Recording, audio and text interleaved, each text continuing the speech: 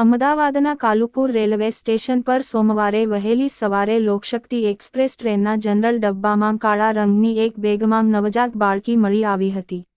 માત્ર 2 દિવસની બાળકીને કોઈ બેગમાં બંધ કરીને જનરલ ડબ્બામાં મૂકીને જતું રહ્યું હતું. બાળકી જીવિત છે અને હાલ સિવિલમાં સારવાર હેઠળ છે. તેની તબિયત સ્થિર છે. હાલ સમગ્ર મામલે વેસ્ટર્ન રેલવેએ ગુનો નોંધીને તપાસ હાથ ધરી છે.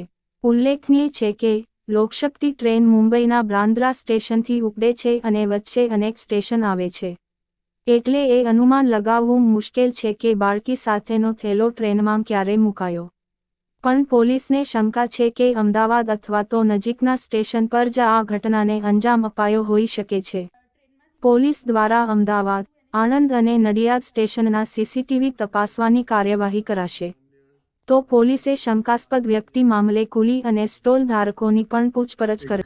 ચાદરમાં લપેટેલી બાળકી અને બેગમાં મૂકેલી ટ્રેનમાંથી મળી છે અને પોલીસ એમને લઈ અને સિવિલ હોસ્પિટલ લઈ ગયા હતા સવારે લગભગ 6 વાગ્યાની આજુબાજુમાં.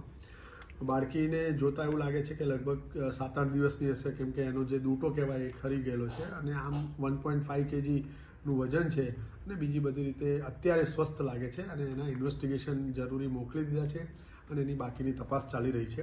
અત્યારે હાલ પૂરતા જોતા બાળક સ્વસ્થ લાગે છે અને આશા રાખીએ કે સ્વસ્થ જ રહે અને આપણે પછી એને સારું જીવન આપી શકીએ એવી એક કોશિશ અહીંથી કરશું.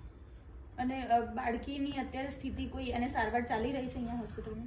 હા, અત્યારે જેમ મેં આપને કહ્યું એ પ્રમાણે ઓબ્વિયસ જે એક્ઝામિનેશન કરતાં બાળકી બરાબર લાગે છે અને એને આરટી ફીડિંગ એટલે કે નળી વાટે દૂધ આપવાનું ચાલુ કર્યું છે. બાય દેટ ટાઈમ બધા ઇન્વેસ્ટિગેશન આવશે એટલે આપણને એની સાચી મેડિકલ પરિસ્થિતિની ખબર પડશે. પણ પ્રાઇમા ફેસી બાળક નોર્મલ હોય એવું બાળકીને જોતા લાગે છે કે પ્રી બોર્ન હોય કે એવું કંઈ? 1.5 kgનું બાળક છે, ફિમેલ છે, એટલે યસ એવું હોઈ શકે કે અધૂરા માસે જન્મી હોય.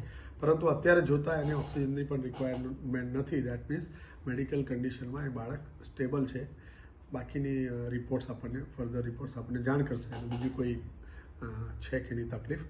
પણ હાલ પૂરતા એવી કશું માહિતી નથી અને ડૉક્ટરને સારવાર આપી રહ્યા છે.